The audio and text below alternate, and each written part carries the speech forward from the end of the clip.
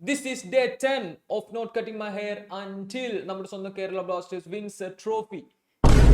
ഇന്നെ കണ്ടിട്ട് ഒരു ഉണ്ണാക്കനാണെന്ന് തോന്നുന്നുണ്ടോ AFF-നും ബാക്കിയുള്ളവർക്കും ഒക്കെ? സൂപ്പർ കപ്പ് കയ്യിൽ നിന്ന് പോയി, ഓക്കെ, പക്ഷെ ISL നടക്കോ ഇല്ലേ എന്നുള്ള കാര്യത്തിൽ വരെ ആർക്കും ഒരു ഉറപ്പില്ല. പിന്നെ ഞാൻ എന്ത് മാങ്ങക്ക ഇതും പറഞ്ഞ് നടക്കണ്ടേ? ലീഗ് നടക്കാതെ ട്രോഫി എവിടുന്ന് ട്രോഫി കിട്ടും? വല്ല ചാമ്പ്യൻസ് ലീഗ് ഒന്നും കളിക്കാൻ പറ്റൂലല്ലോ. ഇവിടെ ലീഗ് തന്നെ കളിക്കണ്ടേ നമ്മളും? ഒന്നുമില്ല.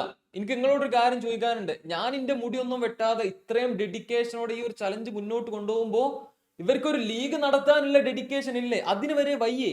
ഈ ലീഗ് ഒന്നും നടന്നില്ലെങ്കിൽ ഇനി ഡോണിക്സ് ക്ലാഷ് ഒക്കെ ആരെ വെച്ച് ഇൻട്രോ ഉണ്ടാക്കും?